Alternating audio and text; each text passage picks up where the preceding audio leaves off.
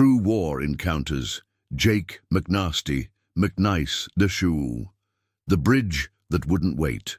The detonation cord lay coiled in Jake McNiece's muddy palm like a sleeping snake, its waxy coating slick with October rain and something darker he didn't want to identify.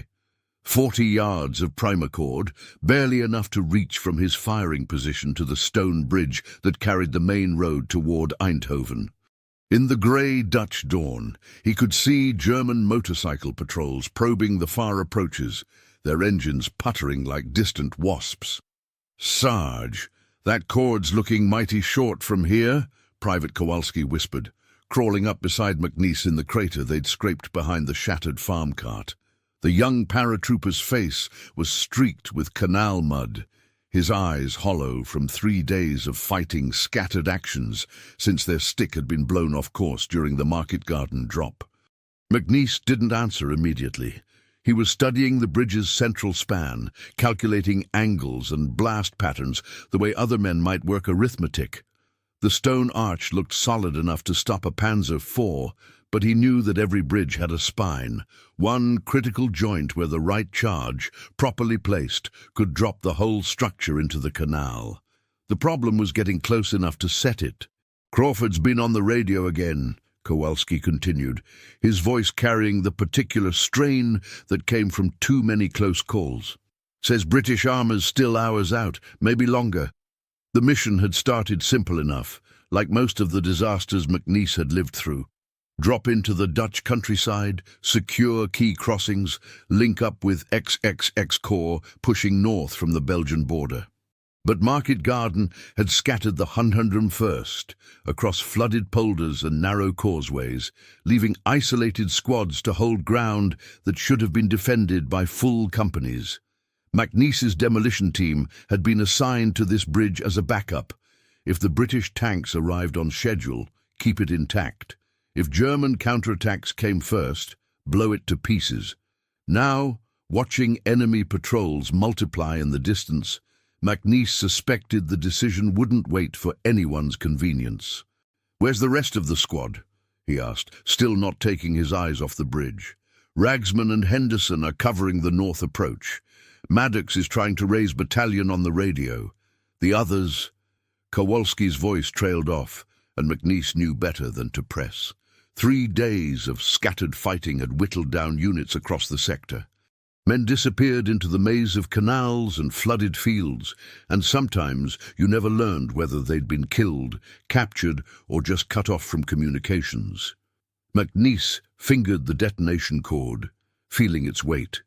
In his pack, wrapped in oiled cloth, 3 blocks of TNT waited alongside a handful of blasting caps and a friction lighter that had somehow survived his water landing. Standard demolition doctrine called for electrical detonators and a proper firing system, but those had disappeared somewhere over the Dutch countryside along with half his gear. What remained was barely adequate for the job ahead, assuming everything went perfectly. The sound of tracked vehicles drifted across the canal, faint but unmistakable. McNiece had heard enough German armor in Normandy to recognize the deeper growl of Panzer engines warming up. If tanks reached this crossing while scattered elements of the 101st were still trying to regroup on the far side, the whole Market Garden northern flank might collapse. "Sarge?" Kowalski was watching him with the particular intensity of a young soldier who'd learned to read the signs when his NCO was working through an impossible problem. "What's the plan?" McNiece coiled the detonation cord carefully, tucking it inside his field jacket where the waxy surface wouldn't catch on equipment or barbed wire. The plan, such as it was, existed in the narrow space between his orders and what his 3 years of demolition experience told him about bridges, timing, and the brutal mathematics of survival. "Plan is we do our job," he said finally. "Question is whether we get to choose how." Across the canal, German voices echoed off the stone walls of a ruined farmhouse. The motorcycle patrols were dismounting, setting up what looked like an observation post. McNiece counted at least 6 men, probably the advance element of something much larger. Behind them, The rumble of heavier vehicles grew steadily louder. The detonation cord pressed against his ribs like a promise he wasn't sure he could keep. Word count. Part 1, 698. If stories like this make you imagine what you'd do under fire, tell us in the comments how you think you'd react in this situation, and stay with us for the next chapters. Lieutenant Crawford materialized out of the morning mist like a ghost, his uniform so caked with mud that his rank insignia were barely visible. McNiece watched him approach through the flooded drainage ditch that connected their position to what remained of the company command post, a shot-up farmhouse cellar 200 yards southeast. "Sergeant, I need to know exactly what you need to drop this bridge," Crawford said without preamble. His voice carried the particular exhaustion of an officer who'd been making impossible decisions for 3 straight days. "And how long it'll take?" McNiece gestured toward the stone span with his chin. 20 minutes to place charges properly, maybe less if we don't get interrupted." "And the demolition materials?" McNiece patted the TNT blocks in his pack, then held up the coiled detonation cord. "Got what I need. Question is timing.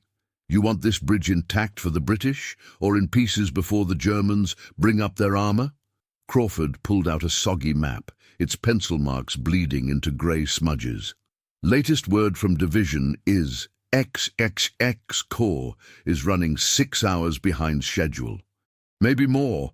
But if we blow the bridge now and the British can't get across, and if we leave it standing and a panzer column rolls over it in the next hour," McNiece interrupted, "won't matter much what the British need tomorrow."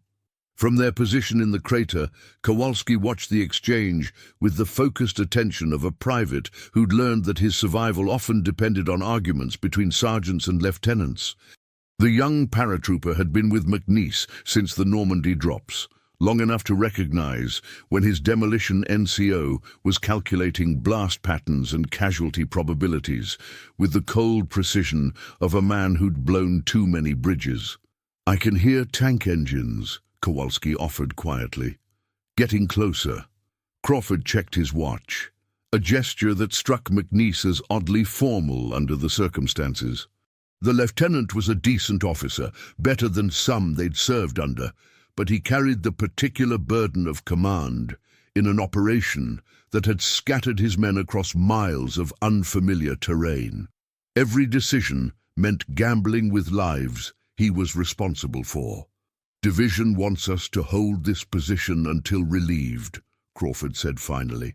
"Bridge stays intact, unless German armor actually appears." "Sir," McNiece said carefully, "by the time we can see their tanks, might be too late to rig proper demolitions. These charges need to be placed right, timed right. Can't just slap them on the span and hope for the best." The sound of motorcycle engines grew louder, accompanied now by the unmistakable clatter of half-tracks. Across the canal, German infantry were setting up machine gun positions in the ruins of what had been a prosperous Dutch farmstead. McNiece could see the distinctive silhouettes of MG-42s being emplaced, their crews working with the efficient urgency of men who expected contact soon. "How many charges you figure to use?" Crawford asked. McNiece studied the bridge again, his eyes tracing the stone arch and the steel reinforcement beams that carried the roadway. 3 blocks placed at the central supports, linked with the primer cord for simultaneous detonation. Done right, the whole center span drops into the canal. And done wrong? Done wrong, we get a lot of noise and maybe crack some stones. Bridge stays up and we've wasted our only shot. Crawford folded the map with movements that betrayed his fatigue. Behind them, radio static crackled from the farmhouse cellar, where Corporal Maddox was trying to maintain contact with whatever remained of battalion communications.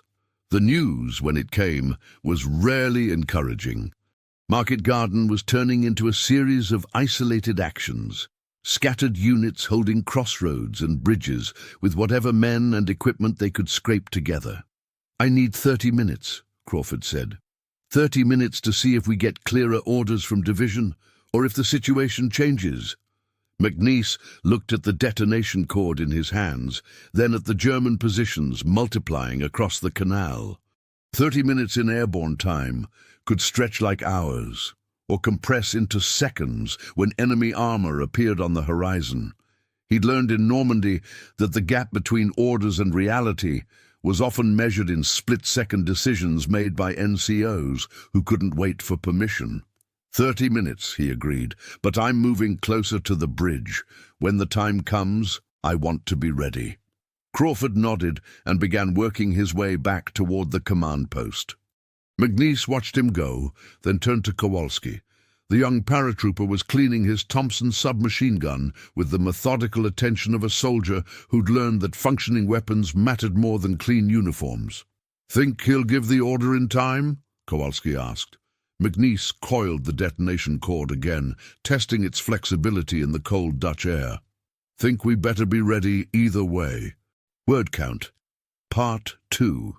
698. The German half-track appeared at the bend in the road, like something from a nightmare, its armored hull gleaming wet in the pale morning light. McNiece watched it through the cracked stones of the bridge's eastern approach, counting infantry dismounting from the vehicle's rear compartment. 12 men, moving with the practiced efficiency of veterans who'd fought their way across half of Europe. "Jesus, Mary, and Joseph," Kowalski breathed beside him. "That's a full squad, Sarge. Maybe more." McNiece didn't respond immediately. He was calculating distances, blast radii, and the amount of time it would take to rig his charges while German infantry established firing positions on both sides of the canal. The TNT blocks in his pack suddenly felt inadequate. 3 small explosives against a stone bridge that had probably stood for decades. From the farmhouse cellar, Maddox's voice carried across the flooded ground on the wind. "Crawford! I got division on the horn!" The radio call came at exactly the wrong moment, when German forces were deploying within small arms range, but before McNiece had received clear orders to proceed with demolition.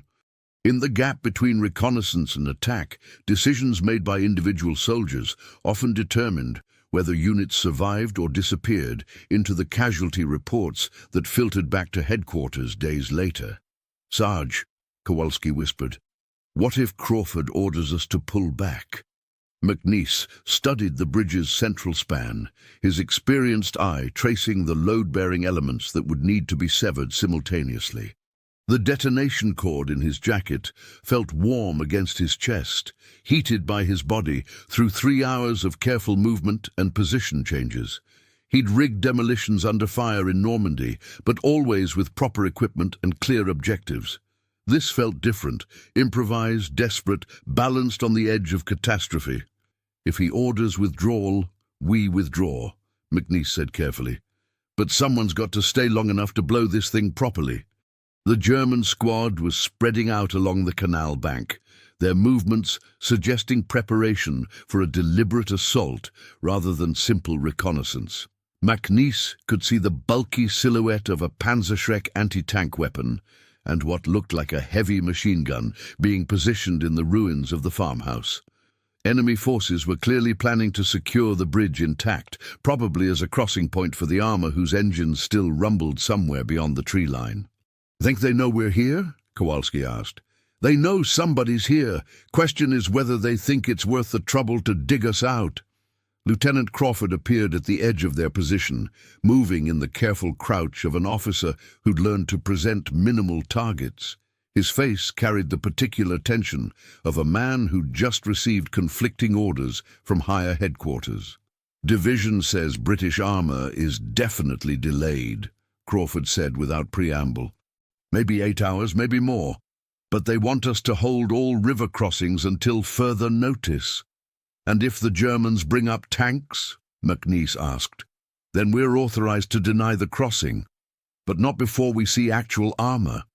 McNiece felt the weight of the detonation cord against his ribs. Military doctrine made sense when operations proceeded according to plan, with clear phases and predictable timelines. But Market Garden had scattered doctrine across the Dutch countryside, along with half the airborne equipment. What remained was individual judgment, improvised solutions, and the kind of split-second decisions that never appeared in after-action reports. "Sir, those infantry across the canal aren't here for sightseeing," McNiece said. "They're setting up to take this bridge. By the time we see their tanks, might be too late to stop them." Crawford checked his watch again, a gesture that had become habitual over 3 days of impossible schedules and missed connections. "I need you ready to blow it on 5 minutes' notice, Sergeant. But I can't authorize demolition until we have positive identification of enemy armor. 5 minutes to place charges, arm them, and clear the area. 5 minutes from my order to detonation." McNiece nodded slowly, calculating the timing required to move from their current position to the bridge supports, place 3 charges, string primacord, and withdraw to safe distance. Under ideal conditions, with proper equipment and no interference, the job might be possible in 10 minutes, under fire with improvised materials and German infantry shooting from prepared positions. 5 minutes felt like wishful thinking. "I'll need to pre-position some equipment," McNiece said. "Get closer to the target before you give the final order." "How close?" McNiece studied the bridge again, his mind working through blast angles and fragmentation patterns. Close enough to do the job right. Across the canal, German voices echoed off the stone walls as the enemy squad completed their preparations. The morning mist was lifting, revealing the broader tactical situation with uncomfortable clarity. McNiece could see additional vehicles moving on the roads beyond the tree line, and what looked like artillery observers establishing positions on the high ground overlooking the canal. The detonation cord pressed against his chest like a countdown timer, marking the shrinking interval between orders and action. Word count, Part 3, 698. Would you follow the orders exactly, or trust what your own eyes and instincts tell you in a moment like this? Comment which path you take, and share this episode with someone who loves real human stories from history. The TNT blocks felt heavier than they should have as McNiece crawled through the drainage culvert that ran beneath the bridge's eastern approach. Above him, German voices grew louder, punctuated by the metallic clicking of weapons being readied for action. The confined space smelled of stagnant water and cordite from earlier fighting, but it offered the only concealed route to the bridge's central supports. "Sarge, you sure about this?" Kowalski's whisper barely carried over the sound of water dripping from broken stonework. McNiece didn't answer immediately. He was focused on the architectural details that would determine whether his improvised demolition succeeded or merely announced their presence to every German within 5 miles. The bridge's central arch bore its load through 2 massive stone pillars, but the real structural weakness lay in the steel reinforcement beams that had been added sometime after the original construction. Cut those beams simultaneously, and the entire center span would drop into the canal like a stone. The first TNT block went against the eastern beam, wedged into the joint where steel met stonework. McNiece's fingers worked automatically, shaping the plastic explosive around the structural weak points he'd learned to recognize in 3 years of demolition work. The second and third blocks followed quickly, positioned to direct their blast force precisely where the bridge's engineering was most vulnerable. Threading the detonation cord between charges required the kind of delicate work that seemed impossible under combat conditions.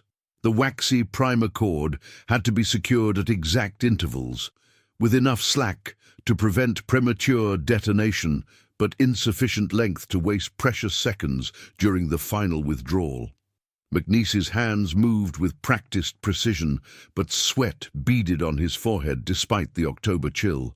From above, the sound of heavy vehicles grew steadily louder. Through gaps in the stonework, McNiece caught glimpses of German infantry moving across the bridge itself, their boots echoing hollowly on the roadway. They were positioning themselves to defend the crossing, probably expecting American withdrawal rather than the kind of close-quarters demolition that required an NCO to place charges within arm's reach of enemy positions. "Jesus, Sarge," Kowalski breathed. "They're right on top of us."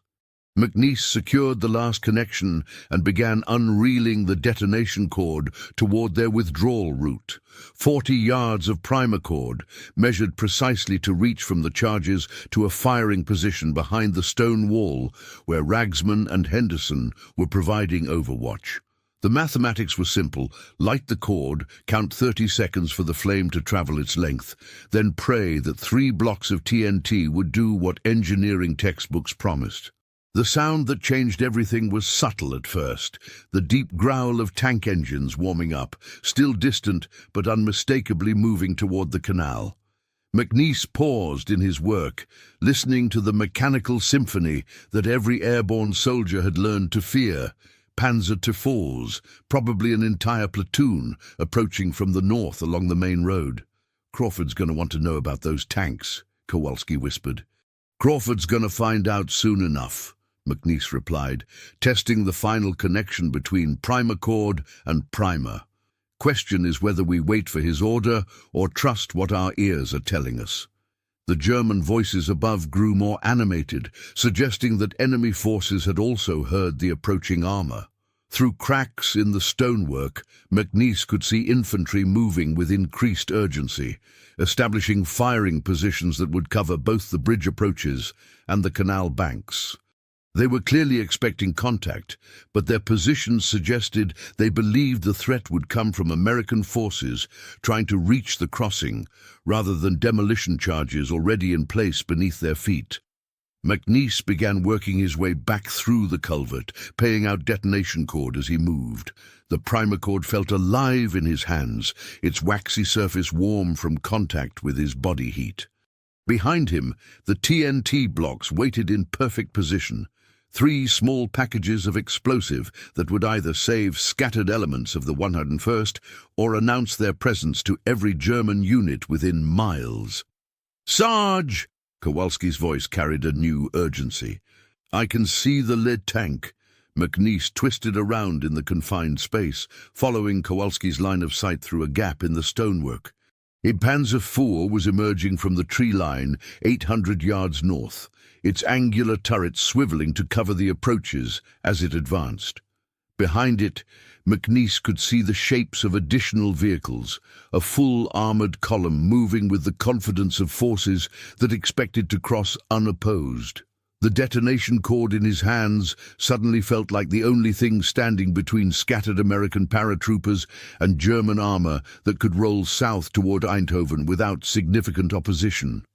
Military doctrine said wait for orders. Experience said tanks moved faster than radio communications, and by the time Crawford received authorization to destroy the bridge, panzers might already be crossing. "How long till that tank reaches the bridge?" McNiece asked. Kowalski studied the approaching vehicle, calculating speed and distance with the precision of a soldier who'd learned that such estimates often determined survival. 5 minutes, Sarge. Maybe less. McNiece looked at the detonation cord trailing behind him, then at the German infantry positions, visible through gaps in the stonework. The moment was crystallizing into one of those split-second decisions that defined careers and determined whether units survived contact with superior forces. He could withdraw, report the situation to Crawford, and wait for proper authorization. Or he could trust 3 years of demolition experience and light a fuse that would change the tactical situation irrevocably. The Panzer's engine note grew louder, echoing off the stone bridge like approaching thunder. Word count. Part 4, 698.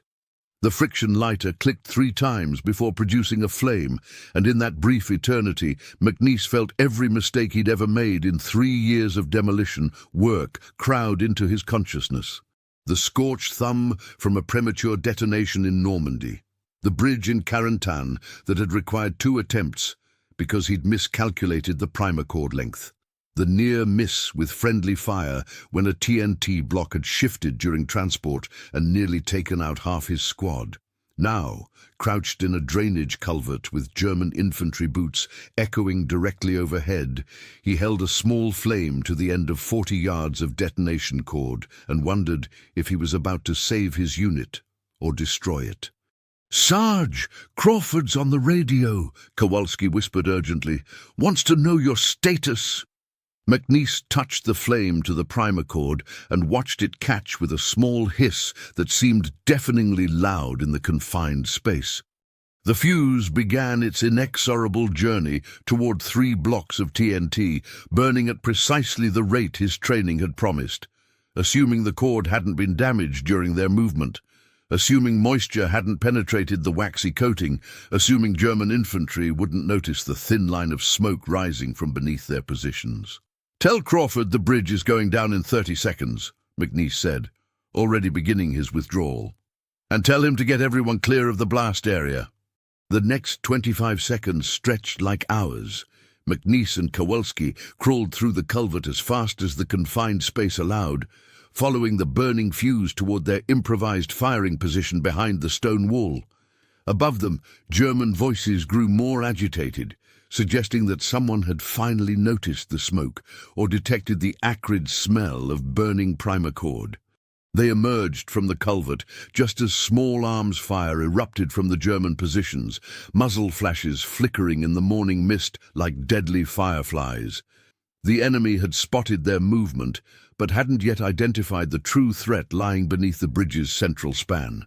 Bullets cracked overhead as McNiece and Kowalski threw themselves behind the stone wall, covering their heads and praying that 3 years of demolition training had prepared them for what was about to happen. The explosion, when it came, was both more and less than McNiece had expected. The sharp crack of detonating TNT merged with the deeper rumble of collapsing stonework, creating a sound that seemed to shake the entire landscape. Through the smoke and debris, McNiece watched the bridge's center span drop into the canal, with a splash that sent waves lapping against both banks. But the aftermath revealed the secret that McNiece would never include in his official report, the detail that would wake him up in cold sweats for decades afterward. The German squad had been crossing the bridge at the moment of detonation, moving from their positions on the eastern bank to establish defenses on the western approach. McNiece caught glimpses of grey uniforms tumbling into the canal with the collapsing stonework, men who had been following their own orders and trusting their own NCO's judgment about tactical movement. "Jesus Christ," Kowalski breathed, staring at the destruction. "Jesus Christ, Sarge." McNiece said nothing. He was counting bodies in the water, calculating the human cost of a decision made in 30 seconds without authorization from higher headquarters. Military doctrine covered the technical aspects of bridge demolition, blast patterns, structural analysis, timing requirements. But training had never prepared him for the sight of enemy soldiers drowning in a canal because he'd chosen to trust his instincts over his orders. The approaching Panzer IV ground to a halt at the ruined bridge, its commander probably radioing for engineering support and alternate crossing points. Behind it, the German armored column spread out along the canal bank, seeking firing positions, while their officers studied maps and calculated new routes toward their objectives. McNiece's improvised demolition had bought time for scattered elements of the 101st, but the price was visible in the dark water where debris still bobbed among pieces of broken stone. "Crawford's coming," Kowalski said, pointing toward the farmhouse where Lieutenant Crawford was emerging from the cellar with radio handset still pressed to his ear. McNiece watched his commanding officer approach, knowing that Crawford would want an explanation for demolition charges detonated without explicit authorization. The lieutenant's face carried the particular expression of an officer who'd just learned that battlefield reality had overtaken his careful plans and precise timelines. In the background, radio static carried fragments of communications from other units, scattered reports of contact and withdrawal that painted Market Garden as something far messier than the operational plan had suggested. "Sergeant," Crawford said carefully, "I didn't give you authorization to blow that bridge." "No, sir," McNiece replied. "You didn't." Crawford looked at the ruined crossing, then at the German armor positioning itself along the canal bank. His face showed the complex calculation of an officer weighing insubordination against tactical results. unauthorized action against lives potentially saved by preventing an armored breakthrough. "Division's going to want a full report," Crawford said finally. "Yes, sir. And I'm going to need to know exactly what happened here." McNiece looked at the detonation cord lying burned and broken in the grass, then at the dark water where pieces of equipment still floated among the debris. What had happened was 30 seconds of decision-making that had changed the tactical situation and probably saved American lives. But explaining the human cost, the German soldiers who had died because he'd chosen to act without waiting for orders, would require words he didn't possess and justifications that felt inadequate even to himself. "What happened, sir, is we denied the crossing to enemy armor." It was a true statement that contained everything military doctrine required and nothing his conscience could reconcile. Word count, Part 5, 698. The after-action report arrived 3 weeks later, typed on official letterhead, with the kind of precise language that transformed battlefield chaos into administrative order. McNiece read it twice in the tent that served as temporary quarters for what remained of his demolition section, noting how cleanly the military bureaucracy had distilled 30 seconds of desperate improvisation into 3 sentences of tactical summary. Bridge demolished 0847 hours, 23 September 1944. Objective denied to enemy armor. No friendly casualties. No mention of the detonation cord that had been 5 yards too short, requiring a withdrawal under fire that still made his hands shake when he thought about it. No reference to the German soldiers who had died in the canal or the sleepless nights that followed, when McNiece found himself calculating different timing, different fuse lengths, different choices that might have achieved the same tactical result with less cost in human life. "They're putting you in for a Bronze Star," Kowalski said, looking up from a letter he'd been writing to his family in Detroit. The young paratrooper's face still carried the hollow expression of someone who'd seen too much in too short a time, but his voice held genuine pride in his sergeant's recognition. McNiece folded the report and tucked it into his field pack alongside maps from Normandy and souvenirs from a dozen scattered actions across occupied Europe.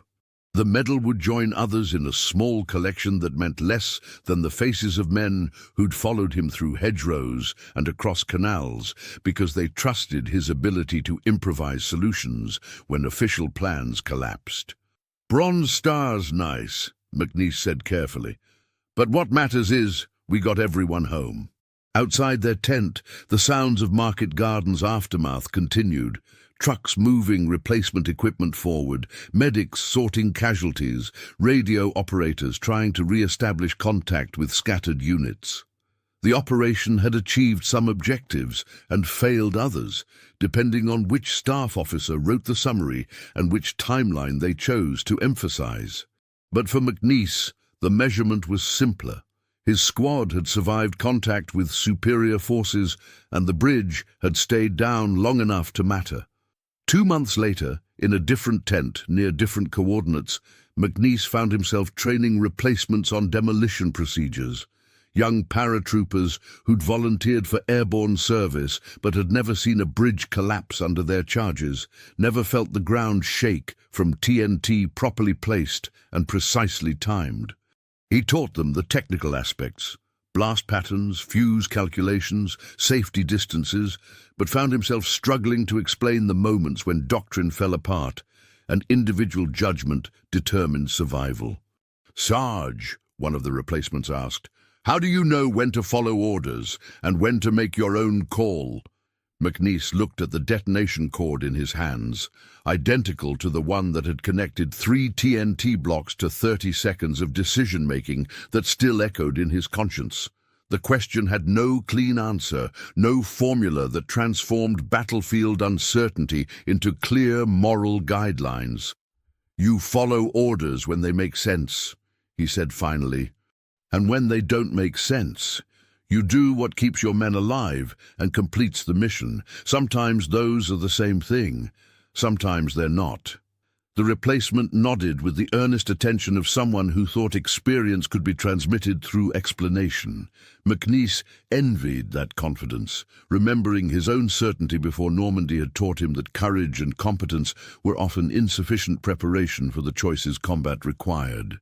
Years later, in a VA hospital bed with autumn rain drumming against windows that overlooked a peaceful American town, McNiece would find himself explaining the Holland operation to a young doctor who wanted to understand why certain sounds, freight trains crossing steel bridges, construction equipment backing up, the distant rumble of heavy trucks, could trigger reactions that medication couldn't quite suppress.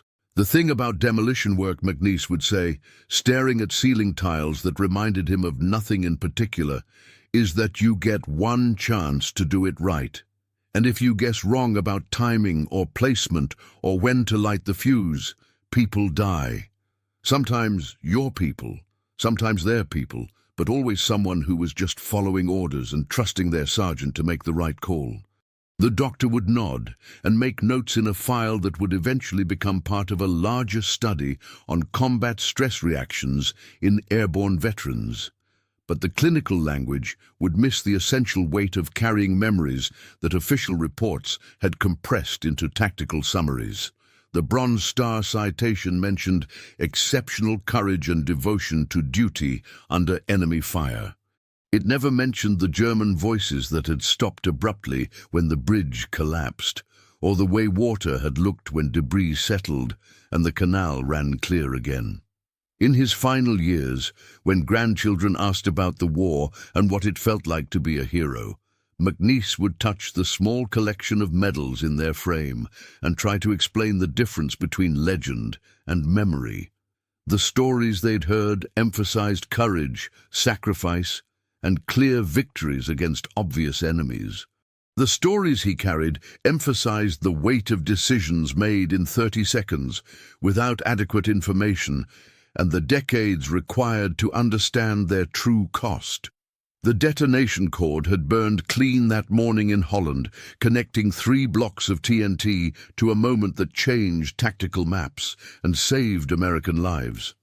But the fuse that mattered most, the one that connected action to consequence, duty to conscience, survival to the price others paid, that one had never stopped burning. Word count, Part 6, 698. If this story reminded you that behind every medal and mission report there's a human being carrying memories we'll never fully see, subscribe to the channel, tell us which country you watch from, and invite someone to revisit history with us in the next story. Total word count, 4,188.